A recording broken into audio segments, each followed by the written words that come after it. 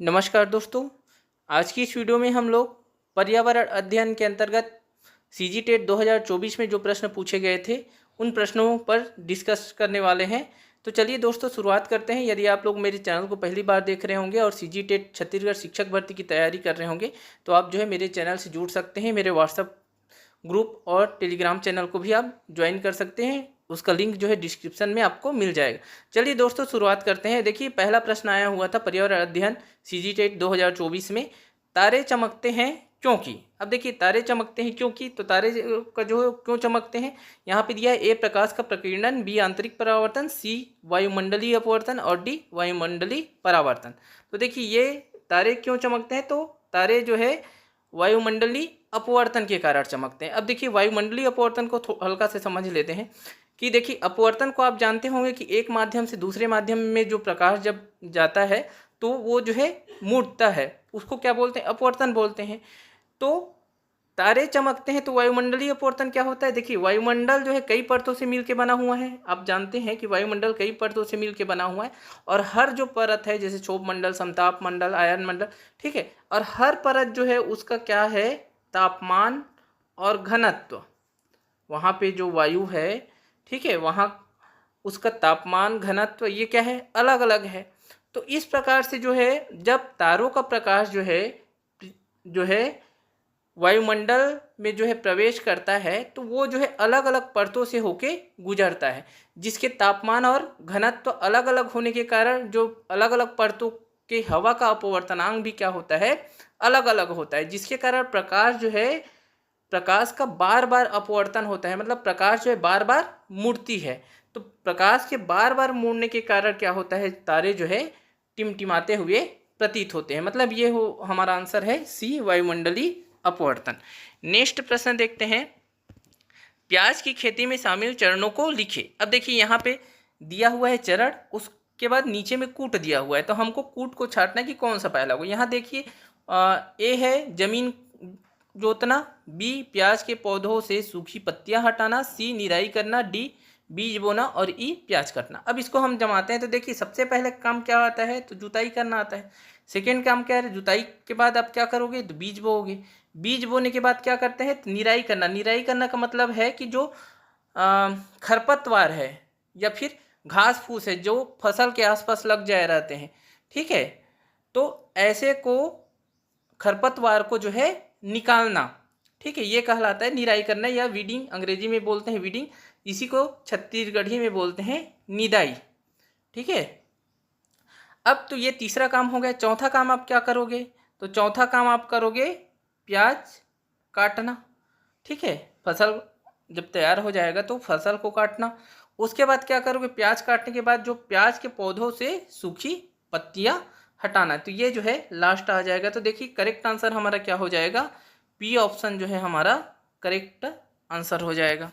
तो इसका आंसर देखिए बी होगा। नेक्स्ट प्रश्न देखते हैं हम लोग, खाद्य श्रृंखला का सही क्रम कौन सा है। अब देखिए ये यहाँ पे खाद्य श्रृंखला दिया हुआ है तो उसका सही क्रम को देखना है। तो देखिए यहाँ पे विकल्प को देखें ए, बी, सी और डी को।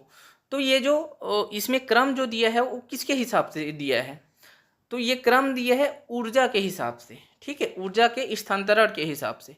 तो देखिए सबसे सूर्य तो सब में है, सूर्य क्या है, खाद्य श्रृंखला के ऊर्जा का मुख्य स्रोत है, ठीक है। उसके बाद देखिए प्राथमिक उपभोक्ता आएगा, उत्पादक आएगा, ठीक है। ऊर्जा जो है खाद्य श्रृंखला का मुख्य स्रोत है। ये सूर्य से कौन ऊर्जा प्राप्त करता है, तो सूर्य से ऊर्जा प्राप्त करता है जो प्राथमिक उत्पादक है, ठीक है। तो उत्पादक क्या होते हैं, पेड़ पौधे होते हैं। तो देखिए सूर्य से, देखिए इसमें हीरा दिया है तो ये तो गलत हो जाएगा, घास लास्ट में है भाई, घास तो उत्पादक है जो सूर्य से ऊर्जा प्राप्त करता है, हीरा तो सूर्य से ऊर्जा प्राप्त नहीं करता, ठीक है। शेर भी सूर्य से ऊर्जा प्राप्त कर नहीं करता। तो इसका आंसर तो ऐसे दिखाई दे रहा है कि ए है। कैसे में हुआ कि सूर्य जो है ऊर्जा का मुख्य स्रोत है, उसके बाद सूर्य के प्रकाश की सहायता से घास क्या करता है, स्वयं जो है खाना बनाता है, अपना भोजन तैयार करता है। मतलब सूर्य के से जो है ऊर्जा कौन प्राप्त करता है, उत्पादक प्राप्त करता है। और उत्पादक से जो है ऊर्जा कौन प्राप्त करता है, तो प्राथमिक उपभोक्ता, जो कि यहाँ पे हिरण है। फिर प्राथमिक उपभोक्ता से देखिए फिर ये शेर आ जाएगा, ठीक है। तो इस प्रकार से जो है ये यहाँ पे क्या है कि ऊर्जा के स्थानांतरण के हिसाब से ये जो श्रृंखला बना है, तो इसका करेक्ट आंसर हमारा ए है। नेक्स्ट प्रश्न देखते हैं, पर्यावरण शिक्षा का मूल लक्ष्य है। यहाँ पे दिया हुआ है पर्यावरण शिक्षा का मूल लक्ष्य है कि पर्यावरण किसी पाठ्यक्रम में देने का, पर्यावरण शिक्षा को शामिल करने का क्या लक्ष्य है। यहाँ पे कथन दिया हुआ है, फिर नीचे में कूट है। हमको अब कथन को देखते जाना है कि देखिए आसपास के बदलाव के अनुकूल ढलना, ठीक है। बी, पर्यावरणीय जोखिम से निपटने में सहायता करना। तो देखिए मूल लक्ष्य पूछा है यहाँ पे, ठीक है। सी, लोगों को नए विषयों पर गंभीरता से सोचने के लिए प्रोत्साहित करें। डी, पर्यावरण संबंधी मुद्दों के बारे में सार्वजनिक समझ और जागरूकता बढ़ाना। और ई, पर्यावरणीय मुद्दों से निपटने के लिए समस्याओं को सुलझाने और निर्णय लेने की अपनी क्षमता को मजबूत करें। तो देखिए इसका आंसर जो है ये दोनों मूल लक्ष्य नहीं है। आसपास के बदलाव के अनुकूल ढलना, पर्यावरणीय जोखिम से निपटने में सहायता करना, ये जो है मूल लक्ष्य नहीं है। मूल लक्ष्य क्या है, लोगों को नए विषयों पर गंभीरता से सोचने के लिए प्रोत्साहित करें। डी, पर्यावरण संबंधी मुद्दों के बारे में सार्वजनिक समझ और जागरूकता बढ़ाना, बच्चों में सार्वजनिक समझ पर्यावरण के बारे में, ठीक है, या पर्यावरण संबंधी मुद्दों के बारे में जागरूकता फैलाना, ये जो है पर्यावरण शिक्षा का उद्देश्य है, ठीक है। लोगों को नए विषयों पर गंभीरता से सोचने के लिए प्रोत्साहित करना, ये भी पर्यावरण जो है शिक्षा का उद्देश्य है।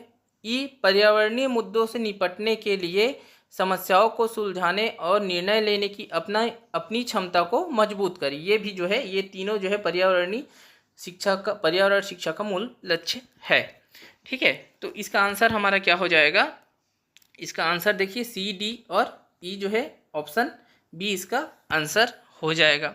देखिए पर्यावरणीय शिक्षा और पर्यावरण अध्ययन में अंतर है, ठीक है। इसको अब मैं किसी नेक्स्ट वीडियो में समझाऊंगा आपको। इसमें देखते हैं अगला प्रश्न, देखिए 125 दिशा निर्देश, नीचे दिए गए कथन ए और कारण आर का सही विकल्प चुनें। तो देखिए दो कथन, एक कथन है और दूसरा उसका कारण है। तो यहाँ पे हमको देखना है, फिर नीचे में कूट दिया है कि कथन और कारण दोनों सत्य है या फिर दोनों असत्य है, एक सत्य है दूसरा असत्य। इस प्रकार से पहले हम लोग कथन को पढ़ते हैं। तो कथन में क्या है, देखिए कथन ए, पर्यावरण शिक्षा वास्तविक और पर्यावरणीय समस्याओं पर शोध और कार्रवाई की एक प्रक्रिया है। क्या बोला है कि पर्यावरण शिक्षा वास्तविक और पर्यावरणीय समस्याओं पर शोध और कार्रवाई की एक प्रक्रिया है। तो बिल्कुल सही है ये, ठीक है। पर्यावरण शिक्षा जो है पर्यावरणीय समस्या पर शोध और कार्रवाई क्या करना चाहिए पर्यावरणीय समस्या को दूर करने के लिए, तो उसकी एक प्रक्रिया है, बिल्कुल सही है। कारण है, बच्चों को समानता, पर्यावरण तथा कई अन्य विषयों के बारे में पढ़ाया जाता है, लेकिन उन्हें इन समस्याओं से निपटने के लिए आवश्यक ज्ञान या दृष्टिकोण हासिल नहीं होता। तो देखिए हासिल होना चाहिए पढ़ाने का, तो वही, तो ये जो है कारण जो है यहाँ गलत है। तो क्या हो जाएगा, कथन सत्य है और कारण असत्य है। तो विकल्प हमारा कौन सा सही हो जाएगा, तो देखिए सी जो है विकल्प हमारा इसके लिए सही हो जाएगा। सी विकल्प जो है हमारा सही हो जाएगा। नेक्स्ट देखते हैं हम लोग, पृथ्वी पर दिन और रात का चक्र किस कारण से होता है। देखिए ए, पृथ्वी का घूर्णन और परिक्रमण दोनों, बी, पृथ्वी का घूर्णन, सी, पृथ्वी का परिक्रमण और डी, इनमें से कोई नहीं। तो देखिए दिन और रात का होना जो है किस कारण से होता है, तो दिन और रात का होना जो है पृथ्वी का अपने अक्ष के चारों ओर घूमने के कारण होता है। पृथ्वी अपने अक्ष के चारों ओर लगभग 24 घंटे में एक बार घूम जाती है, ठीक है।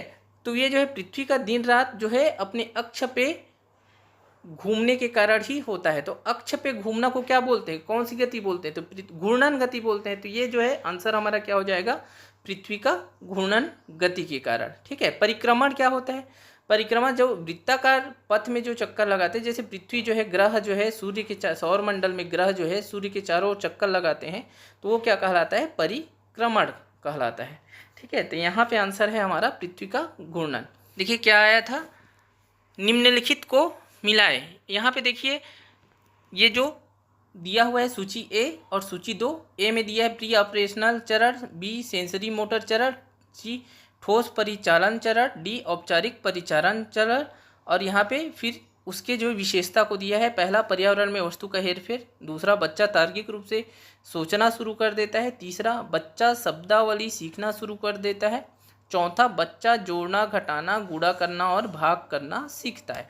अब देखिए ये जो है कौन सा सिद्धांत है, तो ये जो है पियाजे के जो संज्ञानात्मक विकास के सिद्धांत है उसके 4 चरण हैं, जिसको बोलते हैं अंग्रेजी में देखिए प्री ऑपरेशनल स्टेज, ठीक है, पूर्व संक्रियात्मक अवस्था, सेंसरी मोटर स्टेज जिसको बोलते हैं संवेदी गामक अवस्था, ठीक है, इसको संवेदी गामक अवस्था बोलते हैं। उसके बाद दिया है कॉन्क्रीट ऑपरेशनल स्टेज जो कि मूर्त संक्रियात्मक अवस्था है और फॉर्मल स्टेज है। तो अगर हम इसके विशेषता को मिलाएं तो देखिए प्री ऑपरेशनल चरण, ये इसमें क्या होता है, तो प्री ऑपरेशनल चरण में होता है, देखिए इसमें थोड़ा क्रम जो है सेंसरी मोटर पहले इधर हो रहता है, सबसे शुरुआत सेंसरी मोटर है, फिर प्री ऑपरेशनल स्टेज है, फिर कॉन्क्रीट है और फिर फॉर्मल ऑपरेशनल स्टेज है। इसका बाल विकास में भी प्रश्न आता है, इसको मैं बता देता हूँ कि जो सेंसरी मोटर स्टेज होता है वो 0 से 2 वर्ष तक होता है। प्री ऑपरेशनल स्टेज कहाँ से कहाँ तक होता है, तो 2 से 7 वर्ष तक होता है। ठोस जो है कहाँ से होता है, तो 7 से 11। फिर औपचारिक जो है कहाँ से होता है, तो 11 वर्ष के बाद, ठीक है। तो इस प्रकार से 4 चरण इसका समय है। अब इसमें विशेषता को हम मिलान करते हैं। देखिए तो देखिए ये पर्यावरण में वस्तु का हेर फेर जो है कहाँ पे आएगा, ये सूची 2 का पहला जो पॉइंट है पर्यावरण में वस्तु का हेर फेर, ये आएगा आपका बी सेंसरी मोटर चरण में, ठीक है। यहाँ पे कंफ्यूज मत होना, यहाँ पे इसका अर्थ क्या है इसको समझना जरूरी है आपको कि पर्यावरण में वस्तु का हेर फेर का मतलब ये है कि जो छोटे बच्चे रहते हैं 0 से 2 वर्ष तक के बीच वाले बच्चे होते हैं, वो क्या करते हैं, वस्तुओं को छू छू के देखते रहते हैं, उसको समझने का कोशिश करते रहते हैं ये क्या है उसमें, ठीक है।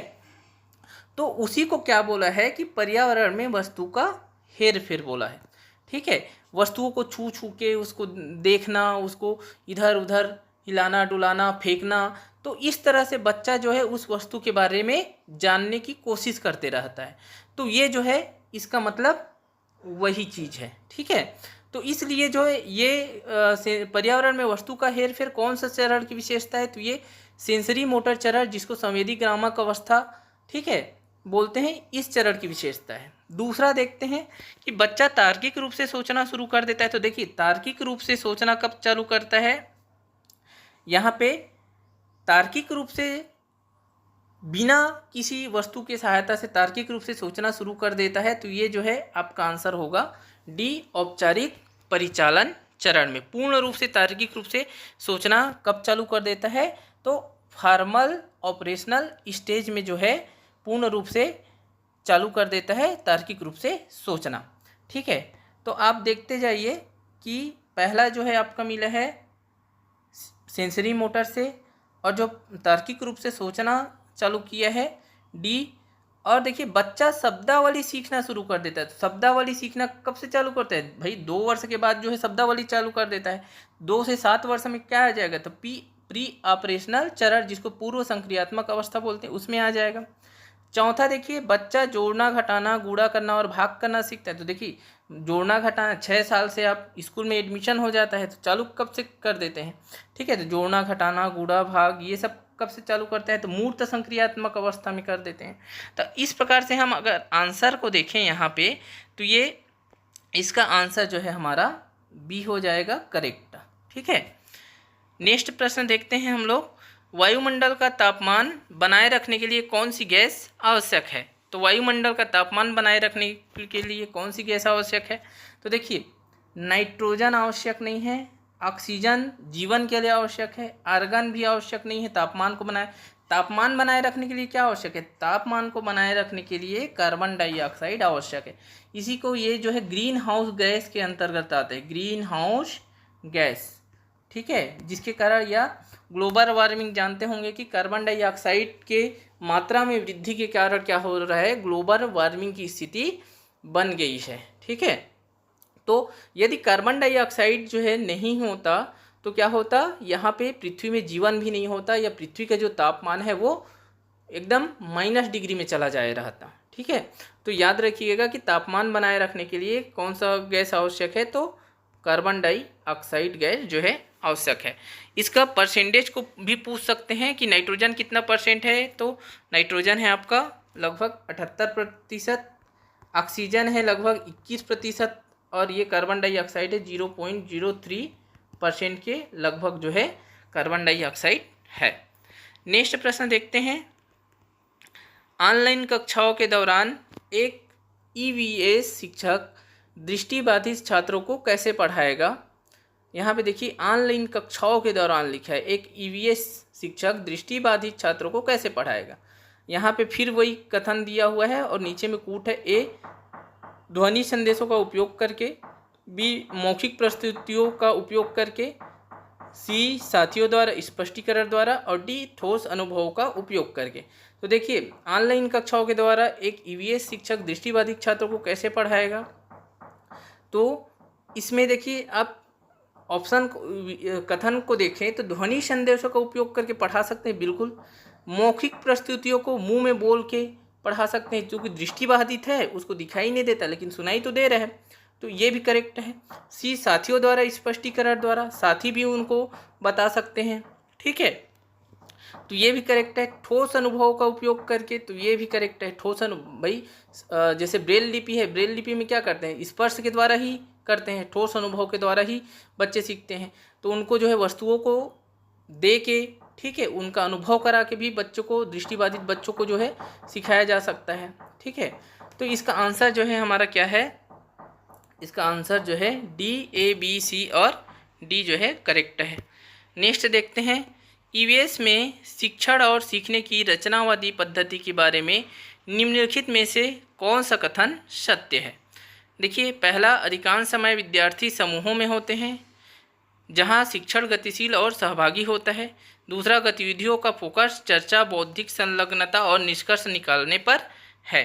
तो देखिए इसका आंसर क्या होगा, तो देखिए ईवीएस में रचनावादी पद्धति, तो रचनावादी पद्धति क्या करता है, बालकों को जो है स्वतंत्र रूप से कार्य करने के लिए देता है, ठीक है, बच्चे स्वयं से कुछ चीज़ को जाने, सीखे, ठीक है। तो इसमें अगर देखें तो दोनों कथन जो है हमारा रचनावादी दृष्टिकोण से जो है सही है कि अधिकांश समय विद्यार्थी समूहों में होते हैं और शिक्षण गतिशील और सहभागी होता है, एक दूसरे के सहयोग से सीखते हैं, ठीक है। दूसरा, गतिविधियों का फोकस चर्चा, बौद्धिक संलग्नता और निष्कर्ष निकालने पर है, ये भी करेक्ट है। तो यहाँ पे हमारा आंसर क्या हो जाएगा, ए विकल्प जो है सही हो जाएगा। नेक्स्ट देखते हैं। देखिए प्रतीक को पहचानना है हमको, तो ये किसका प्रतीक है, तो स्पष्ट दिखाई दे रहा है कि ये किसका प्रतीक है, तो ये जो है कुआं का प्रतीक है, ठीक है। नेक्स्ट ये देखिए चंद्र ग्रहण, सूर्य ग्रहण आ गया। चंद्र ग्रहण के दौरान चंद्रमा, सूर्य और पृथ्वी की स्थिति इस प्रकार है, तो कि चंद्र ग्रहण के दौरान जो है चंद्रमा की स्थिति के सूर्य और पृथ्वी की स्थिति और किस प्रकार से रहेगा। तो देखिए यहाँ पे इसका आंसर क्या होगा, विकल्प तो दिया है, चंद्रमा और पृथ्वी के बीच में सूर्य दिया है, फिर सूर्य पृथ्वी चंद्रमा दिया है, सूर्य चंद्रमा पृथ्वी, पृथ्वी सूर्य चंद्रमा। यहाँ पे हम देखते हैं कि आंसर इसका क्या है। तो चंद्र ग्रहण कब होता है, चंद्र ग्रहण होता है जब सूर्य और चंद्रमा के बीच में पृथ्वी आ जाए, सूर्य और चंद्रमा के बीच में पृथ्वी आ जाए, ये पृथ्वी आ जाता है सूर्य और, तो क्या होता है, सूर्य का प्रकाश जो है चंद्रमा तक नहीं पहुंच के क्या होता है, पृथ्वी जो है सूर्य के प्रकाश को चंद्रमा तक पड़ने में रोक देता है और पृथ्वी का जो छाया है वो चंद्रमा पे पड़ता है, तो इसके कारण क्या होता है, चंद्र ग्रहण होता है। तो ये जो है क्या है, इसका आंसर क्या हो जाएगा हमारा, देखिए बी विकल्प जो है इसका करेक्ट आंसर हो जाएगा कि सूर्य, पृथ्वी और चंद्रमा, पृथ्वी जो है बीच में आ जाने के कारण चंद्र ग्रहण होता है। सूर्य ग्रहण क्यों होता है, तो देखिए सूर्य ग्रहण की स्थिति क्या होती है, तो ये जो सी स्थिति है, सी जो दिया है, ये स्थिति जो है, ये जो सी वाला है, ये स्थिति क्या होती है, सूर्य ग्रहण में होती है। नेक्स्ट देखते हैं। ईवीएस मानचित्रण क्षमताएं विकास में सहायक होती है। क्वेश्चन है, ईवीएस मानचित्रण क्षमताएं विकास में सहायक होती है, मतलब पर्यावरण अध्ययन के अंतर्गत जो मैपिंग सिखाई जाती है, मानचित्रण है ना सिखाया जाता है, उसमें जो है क्या में सहायक होता है, किस में सहायक होता है। ए, गणना और पूर्वानुमान के लिए योग्यता, बी, रिकॉर्डिंग क्षमता, सी, स्थानों की सापेक्ष स्थिति की समझ और डी, भूदृश्यों का रेखाचित्र बनाने की क्षमता। तो देखिए इसका करेक्ट आंसर क्या है, भाई स्थानों की सापेक्ष स्थिति की समझ। मानचित्र में आप जगह को जो है दर्शाने के लिए बच्चे को बोलेंगे, ठीक है, कौन सी जगह को नक्शे में किस प्रकार से है, ठीक है, तो वो क्या बताएगा, तो वो स्थानों की सापेक्ष स्थिति की समझ विकसित करने में बच्चे को सहायता करेगा। ठीक है, तो नेक्स्ट क्वेश्चन हम लोग देखते हैं। यदि ए कीट है, बी बाज, सी सांप और डी मेढक, तो कौन सा क्रम खाद्य श्रृंखला का सबसे अच्छा वर्णन करता है। देखिए, ए कीट है, बी बाज है, सी सांप और डी मेढक, तो इसको खाद्य श्रृंखला के हम हिसाब से हमको जमाना है। तो हम चलिए जमाते हैं विकल्प को ना देख के। तो देखिए सबसे पहले क्या आएगा, तो सबसे पहले आएगा जो है यहाँ पे देखिए उत्पादक तो दिया नहीं है, प्राथमिक उपभोक्ता से चालू है। देखिए प्राथमिक उपभोक्ता क्या है, घास को कौन खाता है, कीट, तो ए पहले आएगा। ए के बाद खाद्य श्रृंखला में क्या आएगा, प्राथमिक उपभोक्ता जो है हो गया कीट, घास को जो उत्पादक से जो है प्राप्त किया भोजन। उसके बाद ए को कौन खाएगा, तो ए को खाएगा डी, ठीक है, ए को खाएगा डी, और डी को जो मेढक है मेढक को खाएगा सी, और सी से भोजन कौन प्राप्त करेगा, बी। तो देखिए इस प्रकार से ए डी सी बी इसका जो है आंसर होगा। तो ये कौन सा होगा, देखिए डी विकल्प जो है इसका करेक्ट आंसर हो जाएगा। नेक्स्ट प्रश्न देखते हैं। दिशा निर्देश, नीचे दिए गए कथन और कारण का सही विकल्प चुनें। अब फिर कथन और कारण दिया है और उसके हिसाब से हमको देखना है कि दोनों सत्य है या दोनों असत्य है, एक सत्य है, कौन सा सत्य है कौन सा असत्य है। कथन क्या दिया है, देखिए, सीखने की प्रक्रिया को बेहतर बनाने के लिए ईवीएस शिक्षकों को प्रौद्योगिकी और मल्टीमीडिया सामग्रियों का अच्छा उपयोग करना चाहिए। क्या बोला है कि सीखने की प्रक्रिया को बेहतर बनाने के लिए ईवीएस शिक्षकों को प्रौद्योगिकी और मल्टीमीडिया सामग्रियों का अच्छा उपयोग करना चाहिए। तो बिल्कुल सही कथन है ये। ठीक है, दूसरा देखते हैं कि कारण क्या दिया है, मल्टीमीडिया और प्रौद्योगिकी के माध्यम से छात्रों को रोचक और गतिशील शिक्षण अनुभव प्राप्त हो सकता है। तो ये भी करेक्ट है। तो देखिए दोनों कथन सही हैं, तो इसका आंसर क्या हो जाएगा, देखिए यहाँ पे दिया होगा सी विकल्प जो है इसका करेक्ट आंसर हो जाएगा। नेक्स्ट प्रश्न देखते हैं। देखिए, छात्रों को विभिन्न जानवरों की तस्वीर दी जाती है ताकि वे उन जानवरों को रंग सके जो उनके घरों में नहीं रहते हैं। इससे हम छात्रों को समझा सकते हैं। देखिए, जानवर के तस्वीर बच्चों को दे दी जाती है और उनको जो है रंगने को बोला जाता है, उन्हीं जानवरों को रंगना है जो उनके घर में नहीं रहते। तो इससे हम छात्रों को कौन से कौशल जो है सिखा सकते हैं, यहाँ पे ए अवलोकन, बी डेटा एकत्रीकरण, सी रचनात्मक सोच और डी वर्गीकरण। तो देखिए यहाँ पे क्या हो रहा है कि बच्चे क्या कर रहे हैं, बच्चे जानवरों को क्या कर रहे हैं, बांट रहे हैं। बांटने का काम यहाँ पे बच्चे लोगों को करना पड़ रहा है, जैसे कि उन जानवरों को रंग सके जो उनके घरों में रहते हैं। तो बच्चे क्या करेंगे, एक जानवर को छाटेंगे जो घर में रहते हैं, एक जानवर को छाटेंगे जो घर में नहीं रहते, और जो घर में नहीं रहते हैं उनको क्या करना है, रंगना है। तो इस प्रकार से बच्चे क्या कर रहे हैं, तो भाई बच्चे वर्गीकरण कर रहे हैं। ठीक है, वर्गीकरण कर रहे हैं, साथ ही साथ क्या कर रहे हैं, जो है उसमें रचनात्मक सोच का भी विकास हो रहा है, और क्या हो रहा है, बच्चे अवलोकन भी कर रहे हैं।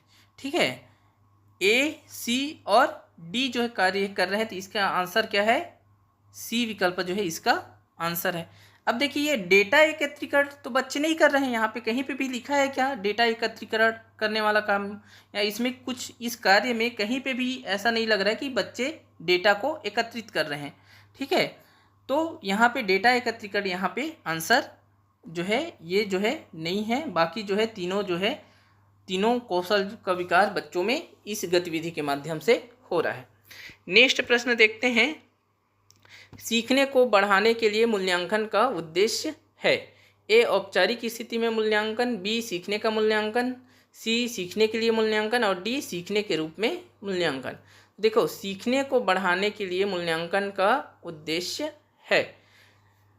देखना यहाँ क्वेश्चन में ये बोला है कि सीखने को बढ़ावा देना है, तो सीखने को बढ़ावा देने के लिए मूल्यांकन का उद्देश्य क्या होगा, यहाँ पे दिया है औपचारिक स्थिति में मूल्यांकन, बी सीखने का मूल्यांकन, सी सीखने के लिए मूल्यांकन और डी सीखने के रूप में मूल्यांकन। तो देखिए सीखने को बढ़ावा देने के लिए मूल्यांकन जब होता है तो वो क्या हो जाएगा, यहाँ सीखने के लिए मूल्यांकन सी विकल्प सही होगा। ठीक है, मतलब बच्चे को कुछ सीखना है, उसके लिए जो है टीचर मूल्यांकन करेगा कितना सीख पा रहा है, कितना नहीं सीख पा रहा है। ठीक है, तो ये जो है यहाँ पे विकल्प जो है सी सही हो जाएगा। सीखने के रूप में मूल्यांकन क्या होता है, बच्चे जो है स्वयं मैं कितना सीख पा रहा हूँ, कहाँ पे मेरे से गलती हो रहा है, मतलब स्वयं स्व मूल्यांकन जब बच्चे करते हैं या किसी साथी का जब मूल्यांकन दूसरे बच्चे करते हैं, ठीक है, तो वो होता है सीखने के रूप में मूल्यांकन। ठीक है, और जो सीखने का मूल्यांकन क्या होता है, सीखने का मूल्यांकन जैसे मान लो कोई पाठ पढ़ा है, उसके बाद उसका जो है टेस्ट लिए, ठीक है, तो ये जो है सीखने का मूल्यांकन हो जाता है। ठीक है, या जो परीक्षाएं होती है जो जैसे त्रैमासिक परीक्षा, अर्धवार्षिक परीक्षा, तो ये जो है सीखने का मूल्यांकन के अंतर्गत आता है। नेक्स्ट प्रश्न, अब ये सीखने के लिए मूल्यांकन जो है किसके अंतर्गत, जैसे कक्षा में टीचर पढ़ाते रहते हैं, बच्चे लोग कुछ सिखाते रहते हैं और कक्षा के दौरान ही बच्चे को कुछ दिक्कत आती है, तो वो जो है अपने जो शिक्षण विधि है उसमें परिवर्तन करते रहते हैं। तो वहाँ पे सिखाने का काम और मूल्यांकन का काम दोनों एक साथ चलते रहता है। तो इस स्थिति को क्या बोलते हैं, सीखने के लिए मूल्यांकन बोलते हैं। नेक्स्ट देखते हैं, निम्नलिखित में से कौन सा प्राथमिक विद्यालय स्तर पर ईवीएस अनुदेशन के लिए बाल केंद्रित दृष्टिकोण को सर्वोत्तम रूप से दर्शाता है।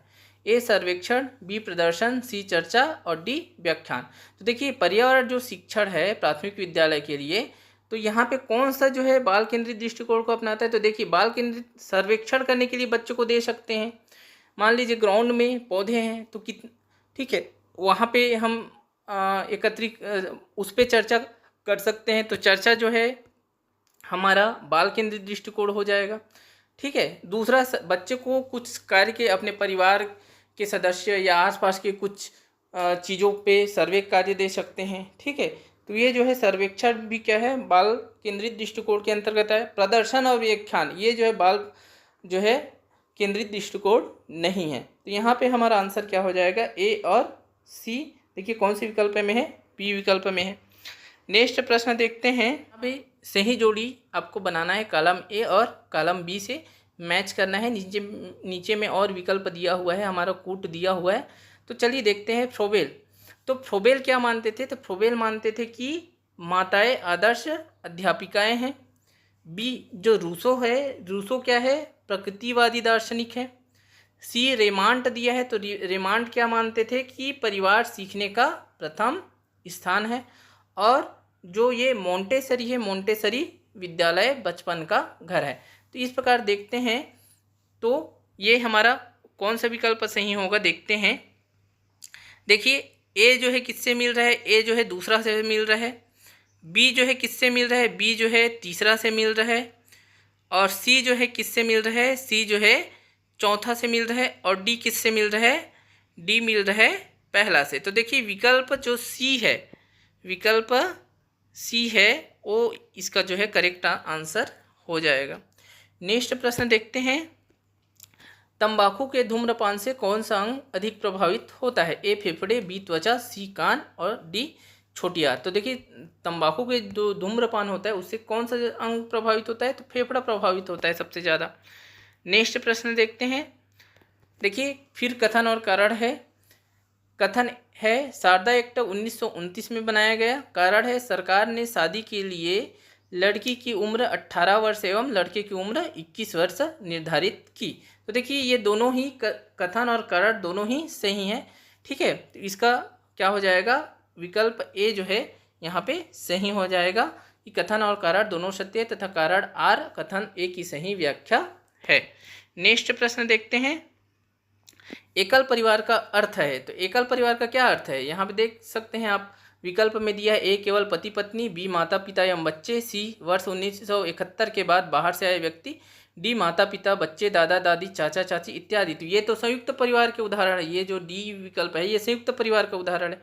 एकल परिवार किसको बोलते हैं, जिसमें माता पिता और केवल बच्चे शामिल होते हैं। ये जो बी विकल्प है ये करेक्ट आंसर है। नेक्स्ट प्रश्न देखते हैं, यदि किसी महिला के गले की ग्रंथि में बहुत अधिक वृद्धि हो गई है तो उसे किस खनिज लवण की कमी होगी।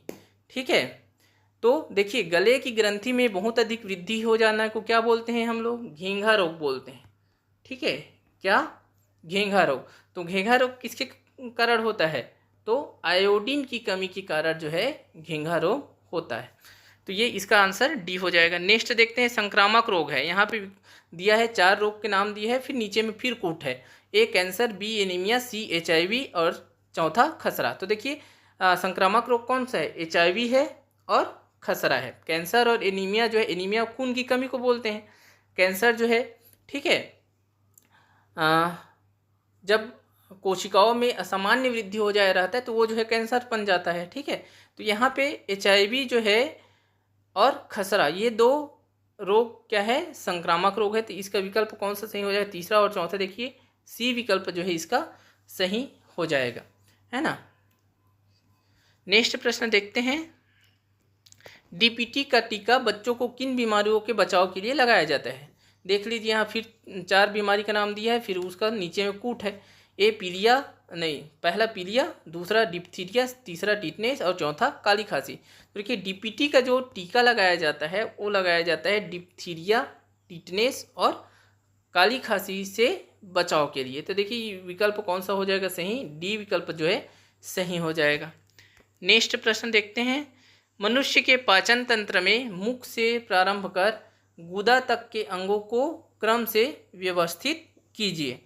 अब यहाँ पे देखते हैं कि कौन से जो है पहला आएगा। हम देख लेते हैं, नीचे में और कूट दिया हुआ है, पहले हम इसी को हल करते हैं। तो देखिए पहला आएगा हमारा ग्रसनी, फिर दूसरा देखिए ग्रास नली, तीसरा में क्या आएगा? तीसरा में आएगा आपका ये अमाशय, चौथा में क्या आएगा? चौथा में आएगा ये ग्रहणी, और पांचवा में क्या आएगा? पांचवा में आएगा ये बड़ी आंत, ठीक है, और छठवां में आएगा ये इलियम। तो देखिए ऑप्शन इसमें कौन से विकल्प में है? इस प्रकार से देखिए पहला जो है पहला में आएगा। देखिए ये ए और बी में से अब खोजना है, और दूसरा में क्या आ रहा है? तो दूसरा में देखिए तीसरा ग्रास नली आ रहा है। तो देखिए ये ए विकल्प हमारा जो है सही हो जाएगा। नेक्स्ट प्रश्न देखते हैं हम लोग, खाद्य श्रृंखला में मनुष्य क्या है? तो देखिए खाद्य श्रृंखला में मनुष्य क्या है? उत्पादक है, उपभोक्ता है, उपरोक्त दोनों अपघटक। तो क्या है? खाद्य श्रृंखला में मनुष्य जो है उपभोक्ता के अंतर्गत आता है।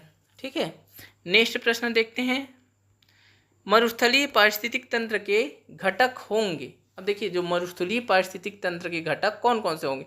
फिर यहाँ पे 3 दिया हुआ है। फर्स्ट गर्मी, मृदा, जल, दूसरा कंटीली झाड़ियाँ, तीसरा ऊँट, भेड़, बकरी, चूहे। तो देखिए जो मरुस्थलीय पारिस्थितिक तंत्र के घटक जो है ये तीनों ही हैं।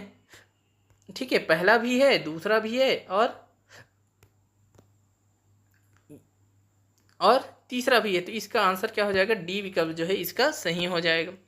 नेक्स्ट देखते हैं खाद्य जाल में। अब देखिए खाद्य जाल में क्या होता है? ए खाद्य श्रृंखला होती है, बी खाद्य श्रृंखला नहीं होती है, सी खाद्य श्रृंखला जुड़ी होती है, डी उपरोक्त में से कोई नहीं। तो देखिए खाद्य जाल में क्या होता है? खाद्य जाल में खाद्य श्रृंखला जुड़ी होती है। करेक्ट आंसर सी हो जाएगा।